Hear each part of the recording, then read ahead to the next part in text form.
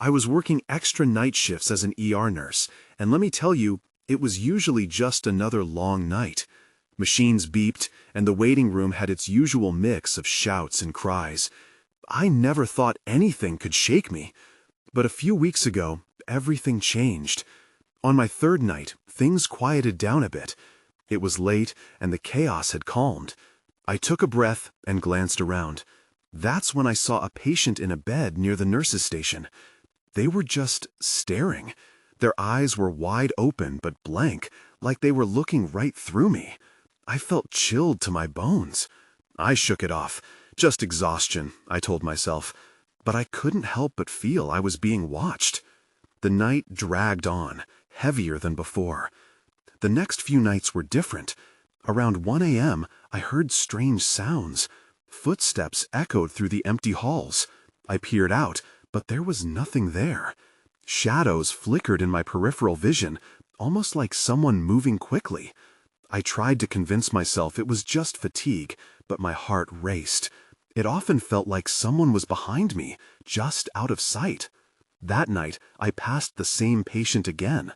They'd been moved to a different ward, but as I walked by, those eyes were still fixed on me. I felt uneasy, like they knew something I didn't. My coworker walked with me and glanced back at the patient. Their smile looked strange. It seemed we were both seeing the same thing. If I ever turned to look back, they would just stare, unblinking. Then came the third encounter. I was in the supply room, restocking, when I heard a whisper. It was faint, like the wind brushing against my ear. I froze. The hair on my arms stood up. I turned around. No one was there. A chill crept down my spine. Maybe I should have ignored it, but I couldn't shake the feeling that something was really off. Later that night, I went to check on other patients. The same one sat again, always in the corner of my vision. I looked over. The moment our eyes met, the air felt charged, almost thick. I asked if they needed anything. Silence, just that heavy stillness surrounding us. I ended my shift that night, but those thoughts wouldn't leave me alone. I told my coworkers about what I experienced, but they brushed it off, saying I just needed more rest. But I knew what I felt. I needed to trust my instincts. That night, as I walked to the break room, I heard the whisper again. "Why do you look away?"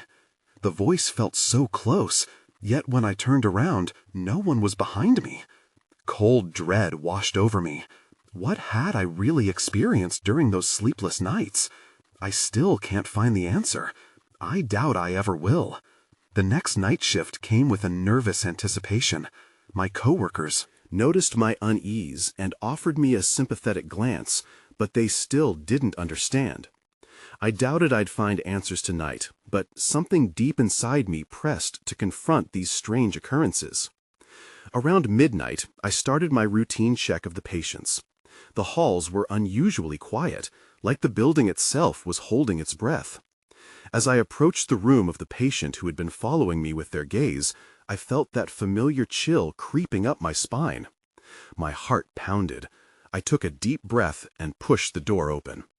The room was dimly lit, casting long shadows across the walls. The patient lay still, staring at the ceiling. "Hey," I said softly. I moved closer, attempting to capture their attention. "How are you feeling tonight?" But there was no response, not even a flicker of acknowledgement. It felt as though I were talking to a wall. I leaned in, searching their eyes, wanting to break through the strange barrier. They finally turned their head to meet my stare, and for the briefest moment, the intensity built. A jolt of electricity surged through the air. "Help me." Their lips didn't move, but the words echoed in my mind. I stumbled back, unsure of what I had just experienced. I shook my head and left the room, trying to gather my thoughts. This wasn't normal. In the supply room, I grabbed an armful of bandages. The tension clung to me like a heavy fog. Just then, I heard that whisper again, urgent, almost desperate. "Why did you leave?" The voice was clearer this time, almost like a plea. I spun around, heart racing, but still found myself alone. I quickened my pace as I moved back to the nurse's station. My instincts pushed me to tell my supervisor about the incidents. She had been dismissive before, but things felt different now. I needed backup. As I reached her office, I paused. The lights flickered overhead, adding to my discomfort. The air was thick with an unseen weight. But when I knocked, she waved me off, deep in conversation with another nurse. I started to walk away, but a presence seemed to nudge me back. I peered through the glass. That same patient was on the monitor again, now with a new set of beeping machines surrounding them. Confusion struck me. How could they be in two places at once? Panic bubbled within me, and I rushed back towards that ward. "What is going on?" I mumbled to myself. The other patients appeared listless, barely moving. Was I losing my mind? For a moment, I thought about leaving, just getting out of that sterile labyrinth. Then I froze. At the end of the hallway, the patient stood, not lying down as before, but upright, staring straight at me. Their eyes bore into mine, and I felt paralyzed. I couldn't look away. An overwhelming sense of dread made my skin crawl. How were they out of their bed? I should have turned around and fled, but instead, I stepped closer. The air felt charged again, like a storm was brewing between us. I opened my mouth to ask what was happening when the lights suddenly went out.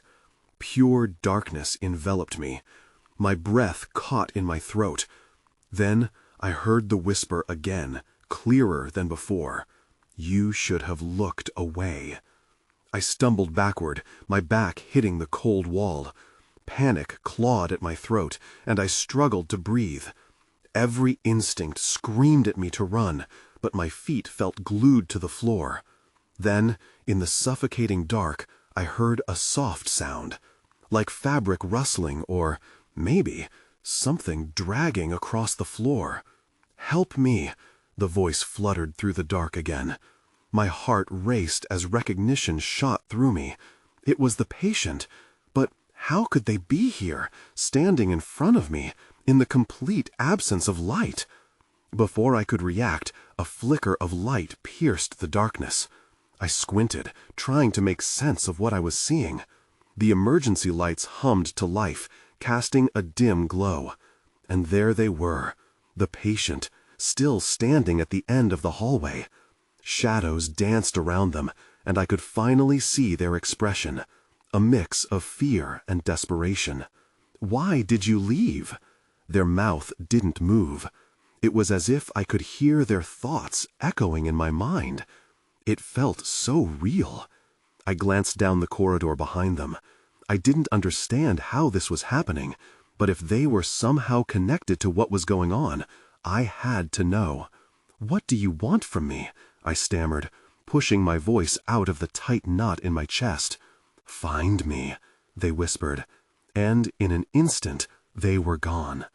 The hallway felt empty again, but my stomach dropped. It was too quiet now, the eerie silence almost mocking.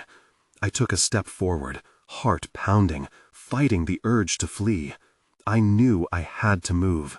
I turned the corner, searching for any sign of them, but the hallway was empty. An unseen dread gripped me. This wasn't just a bizarre occurrence anymore. It was a game. I found my way back to the nurse's station, sweat trickling down my back. I needed to talk to someone, make sense of this. I approached my supervisor, who had finally finished her conversation. Her phone buzzed on the desk, but her attention was on the patients. I interrupted. "Please, I need your help. Something is not right." She gave me a dismissive look. "It's late, and you need to focus on your job. I think, just do your rounds." Her tone cut off any argument. I dropped my head, feeling a surge of frustration and fear. I walked back towards the ward, resolve hardening in my chest. I thought about the strange experience. The urgency in their voice lingered in my mind, urging me to find them again. Suddenly, there was a loud crash from down the hall. The sound echoed through the empty space, causing me to jump. I rushed towards it, heart racing again. When I reached the end, I skidded to a stop. That same patient lay sprawled on the floor, eyes wide and unseeing. My breath hitched. Were they real, or was this another trick of my mind? I knelt beside them, trembling. Their body was cold, but there was something else. An intense warmth radiated from my hands. And then the whisper returned, urgent as ever. "You're too late." My stomach dropped. "No, no," I whispered as I raced to check for a pulse. But then the lights flickered again, and before I could react, I felt a tugging sensation at my core. I glanced back to the patient. Their form was fading. I blinked. In the blink of an eye, the glow disappeared, leaving me alone in the dim hallway once again. I staggered back, the weight of despair settling heavily in my chest. Something was terribly wrong.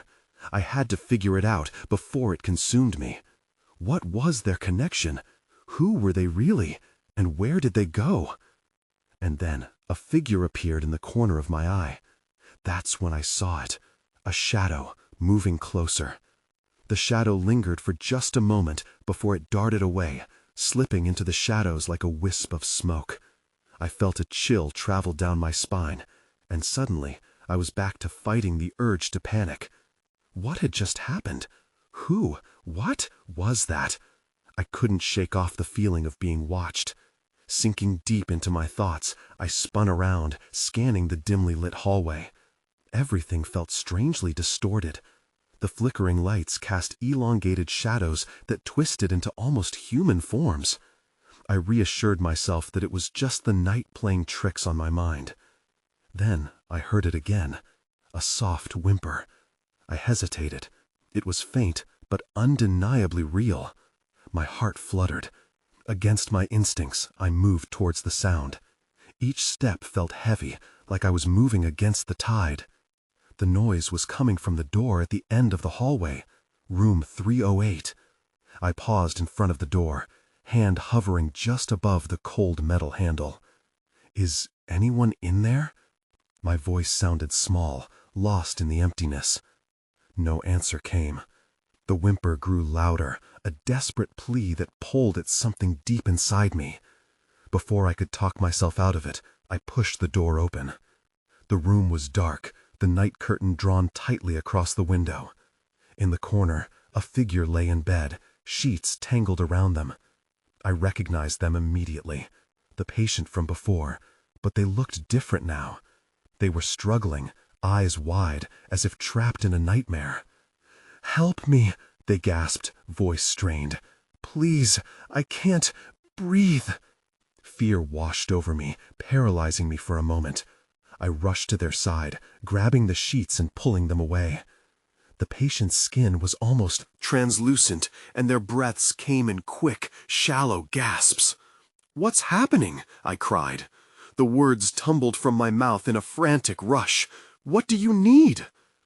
Their gaze met mine, and in that instant I saw a flicker of recognition. "You have to wake up," they pleaded, the urgency unmistakable. "You can't let them take me." "Who?" I stammered. "Who's taking you?" But the room was suddenly filled with noise, a low humming, followed by whispers that seemed to swirl around us. I turned, glancing at the door, as shadows twisted and morphed outside, blocking any hope of escape. Panic set in. This was not just a hospital room anymore. This felt like a trap. "Get out!" the patient screamed, and I stumbled backward, heart racing. The shadows advanced, curving into grotesque shapes, encroaching from all directions. And in that chaos, a familiar voice filled my mind again, the voice of the patient from before. "Find me!" "No!" I shouted as I felt the darkness closing in. I turned to look back at the patient, but they were gone. The bed was empty, sheets falling lifelessly to the floor. I was alone, surrounded by shadows that whispered my name. I bolted from the room, leaving behind the silence of a place I couldn't understand. My feet hurried down the hallway, and I could feel the weight of unseen eyes trailing after me, a suffocating reminder of what I'd just witnessed. Then, in the distance, I spotted a flicker of light at the nurse's station. I need help, I thought, and as I raced towards the glow, a new urgency filled me. I had to warn someone about the shadows. I had to make them understand the terror that was creeping through the hospital.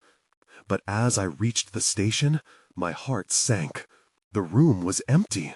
It was just me and the darkness that felt like it was expanding, waiting for the right moment to strike again. And that's when I heard it. A voice, clear and resonant, echoed through the hall. "You can't escape." Everything froze. I turned slowly, dread coiling in my stomach, as I realized that the shadows weren't just around me, they had found their way in. I felt the air thicken around me, almost suffocating. The voice haunted me, lingering in the space between breaths.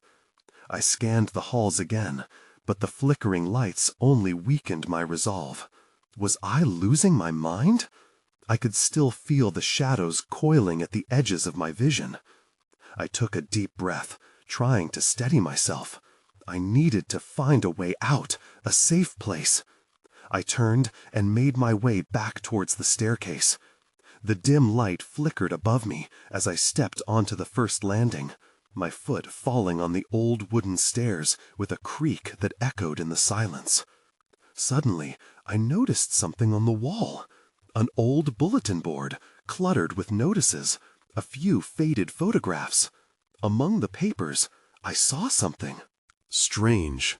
A crumpled note was pinned there. I hesitated, the urgency of my situation battling with my curiosity. What if I shouldn't be looking? I reached out and tugged it free, my fingers brushing against the rough surface. "Find me, room 407, time is running out." It sent a shiver through me. Was this another ghostly plea, or something worse? My instincts screamed to ignore it, to run. But the desperate tone of the patient echoed in my mind. I had to figure out what was happening. I slipped the note into my pocket and continued down the stairs, heart pounding. The hospital seemed to change around me. Each corner turned revealed an unsettling stillness. I couldn't shake the feeling that something was waiting just beyond my line of sight. Finally, I reached the second floor. The lights flickered weaker here, as if they too were afraid. Room 407 lay just down the hall, and I could feel a pull toward it, an invisible thread urging me closer. As I approached the door, a cold draft swept past me, chilling me to the bone. I swallowed hard, my resolve faltering just a moment. I knocked cautiously. "Anyone in there?" My voice was shaky, trembling on the brink of fear. Silence. Then something shifted from within, a soft whimper. My breath hitched. It was faint, but insistent. I couldn't turn back now. I twisted the handle and pushed open the door. The sight that met me sent my stomach plummeting. The room appeared empty, the bed neatly made, but the shadows pressed close to the window, whispering against the glass. Help! The pitiful cry wasn't coming from the room.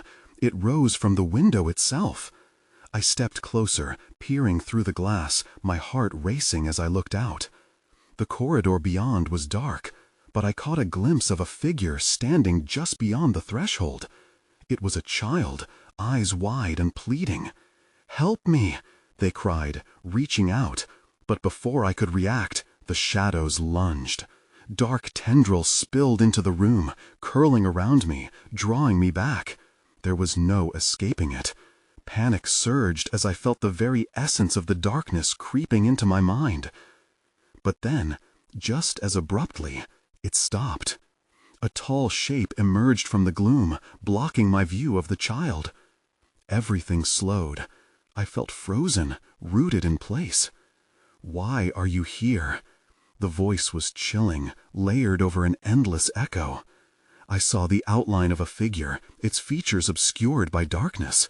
And I knew, without a doubt, there were answers hidden in that shadow, if I could brave it. But that clarity slipped away like a forgotten dream. Then everything went dark. I woke up on the floor of room 407, the cold tile biting against my skin. The shadows had pulled me down, but they were now gone, leaving only a heavy silence that filled the air. My heart raced as I pushed myself up, trying to comprehend. What had just happened? Had it been real? The figure? The child? With a shaky breath, I rose to my feet, my gaze darting around a room. The darkness still lingered, but it felt different, almost expectant. I felt drawn to the window, even though a part of me screamed to stay away. It was still night outside, the moonlight spilling weakly into the room, casting twisted shapes across the floor. I stepped toward the window, my pulse quickening with every movement. As I approached, I remembered the child's eyes, wide, imploring. What if they were still out there? I peered through the glass, but there was only the empty corridor, stretching into the dark. Then I noticed something on the floor near the bed, a child's toy, a small teddy bear, its fur matted and worn. I bent down to pick it up, my fingers brushing against its fur. It felt strangely warm, as if it had just been held. My stomach twisted at the thought. Why was this here? Why are you here? The voice echoed in my mind, and I realized it belonged to the figure. I turned suddenly, looking for an answer, but the room remained still. I couldn't shake the feeling that something or someone was watching me. I slipped the teddy bear into my bag, feeling it was important. It could be the key to understanding what was happening. I needed to find out. The note I'd found earlier had warned me about time running out, and I felt the pressure in my chest. Taking a deep breath, I moved back into the hallway. The flickering lights cast erratic shadows, and my footsteps seemed impossibly loud against the quiet. I hesitated, staring down the endless corridor. Should I go back, or press forward? I chose to move forward, compelled by an urgency I couldn't explain. Every doorway I passed seemed to taunt me with whispers. As I approached the stairs, I heard something else, a soft sobbing sound coming from what I instinctively knew was room 406. Curiosity and dread warred within me. What if it was the child again, or another victim caught in this nightmare? I took a step toward the door, my hand hovering over the handle. I was afraid of what I might find, but I was also desperate for answers. "Who's there?" I called out, my voice barely above a whisper.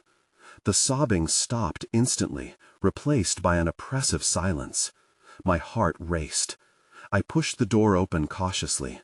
What greeted me was worse than I imagined. The room was in disarray, papers scattered across the floor, a chair overturned. In the corner knelt a woman, her head buried in her arms. She wasn't just crying, she was shaking, as if the world around her had shattered completely. I wanted to help her, but fear kept my feet planted in place. Then she lifted her head, and I was struck by sheer despair in her eyes.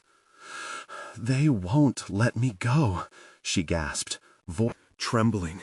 "They need you to find the truth." Suddenly, the lights flickered violently, and I felt a coldness envelop me. The shadows were back, creeping closer. I stumbled back, realizing I wasn't alone. Something else was in that room, and it was hungry. "Get out!" the woman screamed, and it jolted me into action. I turned and ran, heart pounding, bursting through the door as the darkness followed. I didn't look back, but I could hear it breathing. I raced down the corridor, my breath coming in quick gasps. The oppressive weight of the darkness pursued me, a malevolent force that clawed at my back. I could almost feel its cold breath, like icy fingers trailing along my skin. I burst into the stairwell, the fluorescent lights buzzing above me. My heart was a drum in my chest, echoing the urgency of my escape. I took the stairs 2 at a time, the steps creaking underfoot. My mind spun, trying to process everything. The woman in room 406, her desperate plea, it echoed in my head. Why did she need me? What truth was there to find? I pushed those thoughts aside for now. I needed to escape this nightmare. As I reached the next floor, I stepped out into another hallway. This one felt different, the air thicker somehow.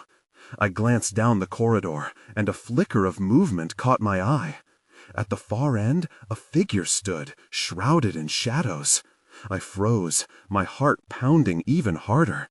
It was as if the darkness had taken form, lurking just out of reach. "Who are you?" I called, my voice shaking. The figure didn't move. It was just there, watching me. I squinted, trying to make sense of the shadowy outline, but it shifted slightly, and the fear in my gut twisted. I turned to leave, but as I did, I heard a soft voice, one I recognized. "Help me." I spun around. It was the child's voice, the very one that had whispered in my mind before. My heart raced again.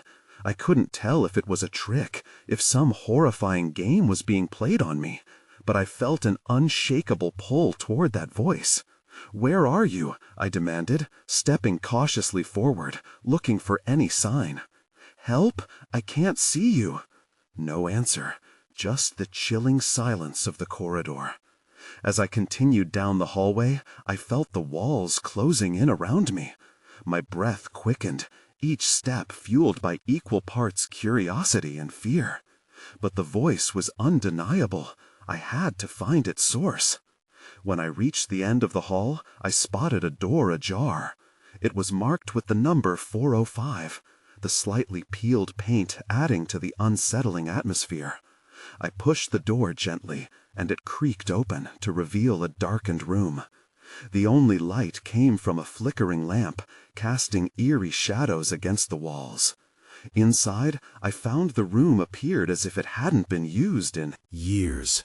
Dust-covered furniture, the air thick with the scent of mildew. And in the center of the room, a small wooden stool sat. On it was a small piece of paper, crumpled and worn. I stepped closer, and a feeling of dread washed over me. There, scrawled in a child's handwriting, were the words, "It's not safe.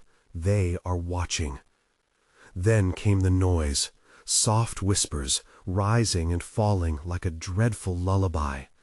I could no longer tell where they were coming from, but I could feel something watching me, lurking in the shadows. I turned to escape, but the door slammed shut behind me. Panic surged through me as I pulled at the handle, but it wouldn't budge. I was trapped. Suddenly, the air turned frigid. I spun around, heart pounding harder than ever. Before me, the shadows began to shift, morphing into shapes. Shapes that looked eerily like faces, contorted with fear and sorrow. "Help us," they pleaded in unison, their voices wailing like lost souls. I staggered back, feeling the walls close in. I found myself at the window, but there was nothing outside, just a void of darkness. I was not alone, and the truth was more terrifying than I could have imagined. I blinked, my breath catching in my throat. The faces melted away like mist. I was left standing alone, heart racing, in the eerie stillness of the room. Yet I could still hear them, whispers echoing off the walls, tight around my mind. "Help us." The words repeated, circling my thoughts, but I couldn't understand what they meant. My body shook with fear and desperation. I knew I had to find a way out. I turned toward the door, pulling on the handle again. No movement. It felt more solid than any door should have. Then a tapping sound, soft but persistent. A chill ran down my spine as I turned toward the origin of that noise. It came from the closet. I stared at its closed door, dread pooling in my stomach. "Is anyone in there?" I called, my voice wavering. Silence. I waited, muscles tense, holding my breath. Then came the tapping again, louder this time. It felt like a plea. Against my better judgment, I stepped closer. I reached for the handle and twisted it, the door creaking open. I half expected to find nothing but darkness, but instead I was met with a small, disheveled child, shadows clinging to her like a protective shroud. "Help me," she whispered, her eyes wide, desperate. "Where did you come from?" I stammered, heart racing. "What is this place?" "They won't let me go," she said, glancing around as if expecting someone or something to come for her. I felt a tension in the air, heavy and dreadful. It made me want to scream. "Who won't let you go?" "They watch from the dark," she replied, her voice trembling. "They want you too." The room felt colder as her words sunk in. My heart dropped. I didn't want to believe it, but something in my gut told me that whatever was haunting this space was not done with me yet. I took a step back. "Okay, let's get out of here," I said, desperate for action. I turned toward the door, but before I could reach it, the whispers grew louder, more frantic. The shadows pooled around the child, obscuring her features. Panic surged through me, and I dashed to the door, yanking it open. But the hallway was empty. No sign of the woman from room 406, no trace of the frost that had gripped me. The dim lights flickered down the hall, creating an unsteady rhythm.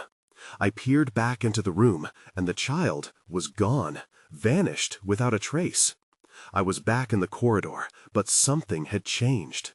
A heavy presence loomed over me, thickening the air. I felt its gaze, cold and measuring, as I stepped further away from room 405. Just when I thought I was free, I heard it, a low growl that rumbled through the wall beside me. I turned, scanning my surroundings, but all I could see were open doors. The whispers began again, and they sounded like laughter, joyless, mocking. "Come play with us," they beckoned. That was when I saw it, flashes of dark shapes darting between the doorways, just out of reach. I felt the urge to run, but something kept me rooted. I remembered the little girl's voice, the urgency in her eyes. Help me. Could I just leave? Could I turn my back on her? Before I made a decision, the lights went out. Darkness enveloped me entirely. I was heart-pounding, breathless, in a standoff with whatever waited in the void. I stood frozen in the darkness, heart racing, every sense heightened. The whispers danced around me, wrapping me in their chilling embrace. I squinted, hoping to see something in the void, but nothing answered my desperation. Just silence rushing back. Then I felt it, a brush against my arm, soft yet unmistakable. My breath hitching in my throat, I turned quickly, half expecting to find the little girl standing there, but only darkness surrounded me. "Is anyone there?" I asked, my voice barely above a whisper. Nothing. The growling returned, low and guttural, resonating through the walls. I stumbled back, my foot catching on something, and I crashed to the floor. Pain shot through me, but I fought against it, pushing myself up. The floor felt slick, and I reached down to feel a cold, clammy surface under my fingers. Blood? My heart raced even faster. I squinted at the shadows around me, straining to hear over the growls and whispers. The dark shapes I had seen earlier sprang back into my mind. They floated like shadows, darting purposefully between the distant doorways. Were they waiting for me?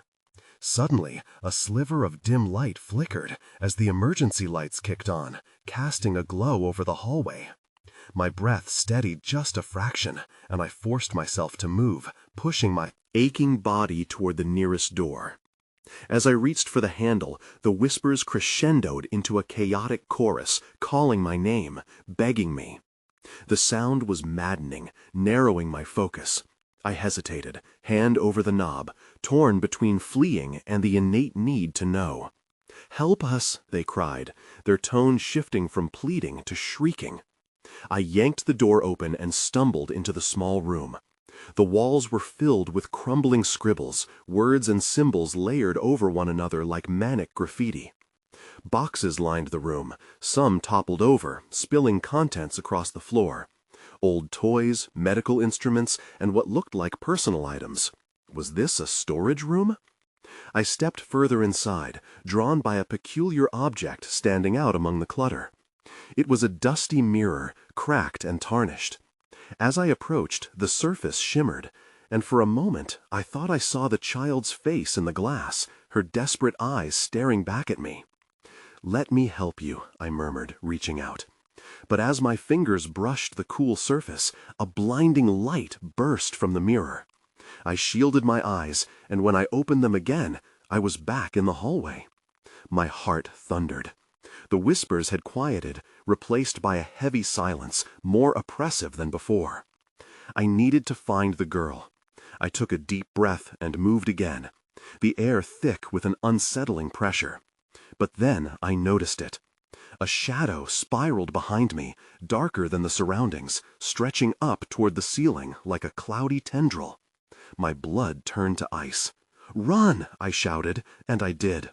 I bolted down the corridor, desperate to escape whatever nightmare was unfolding around me. Out of the corner of my eye, I glimpsed the girl again, standing just outside a door marked "Staff Only." She looked at me, eyes wide with urgency, as though she was being pulled backwards into the room. "Help!" I hesitated. The shadow loomed larger, and time felt frozen. I was torn between the chaos chasing me and the promise of a child's cry. That's when I made my choice. I sprinted toward the staff-only door, adrenaline surging through my veins. With one quick push, I swung it open and rushed inside, heart pounding against my ribcage. The room was cluttered with medical supplies and old equipment, the flickering fluorescent light casting eerie shadows on the walls. But there was no time to consider the surroundings. The child's voice lingered in my ears, pulling me forward. "Where are you?" I shouted, scanning the dimness for any sign of her. But the space felt vast and suffocating. The whispers began again, swirling around me like a storm.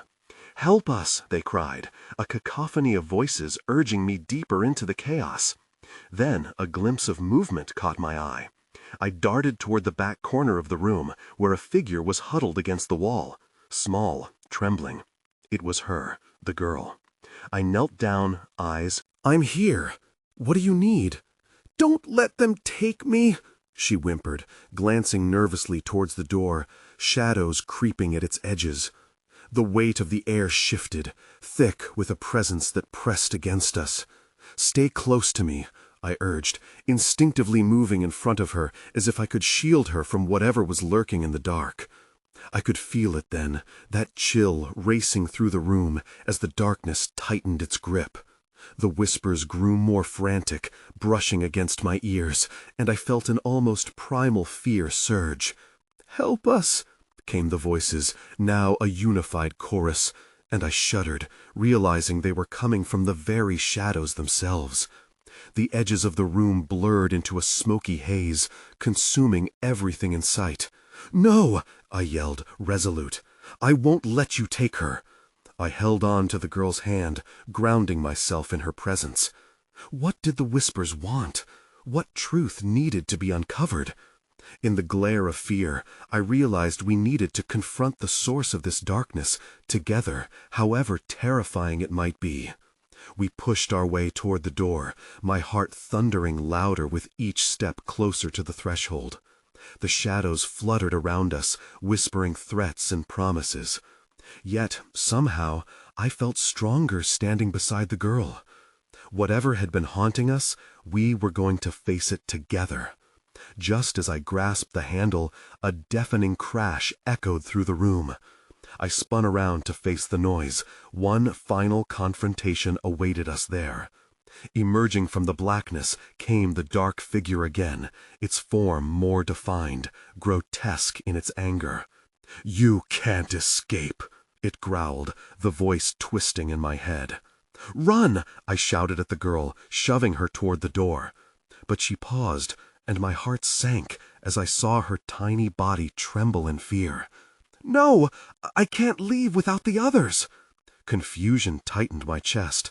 "What others? What are you talking about?" Her pleading eyes searched mine, and the whispering intensified as if the shadows were urging her onward. "They are trapped, like me. We need to help them. Please." Before I could respond, a rush of breathless urgency propelled me forward, weaving through the shadows grasping for us. I felt the darkness stroke through the air, and instinctively I raised a hand outward. "I'm not afraid of you!" And then, something shifted. The air vibrated, resonating with an energy I couldn't explain. It started from my chest, pushing outward like a wave. The darkness recoiled. With one last swing of light, I flashed my thoughts of warmth and hope, squeezing the girl's hand tightly. "We can break this!" The figure bellowed in rage, thrashing against the light surrounding us. But it was too late. We were buoyed by that newfound strength. The shadows writhed, and with another pulse of energy, they spiraled back into nothingness. The girl gasped, and I turned to look at her. And then we were alone. In the eerie stillness that replaced the chaos, I processed what had just happened. Breathing heavily, wild with adrenaline, I scanned the empty space around us. "Did it work?" I asked, uncertainty creeping into my voice. The girl tilted her head slightly, her expression softening. "I think so, but we must find them." I nodded, ignoring the sting of doubt gnawing at me. Together, we stepped out of the staff room, our path illuminated only by the soft glow of emergency lights. As we made our way back down the corridor, the heaviness in the air gradually faded, replaced by an almost palpable sense of relief. But lurking beneath it was a simmering question. Who were these others she had mentioned? As we approached the central hallway, the vagueness of my surroundings shifted once again. I still sensed unseen eyes watching us, shadows clustering at the periphery. I moved to a different city after that. I still think about it sometimes. Sometimes I wonder what happened to that girl, and if those things still linger somewhere in the dark. But mostly, I try not to think about how the whispers never truly disappeared.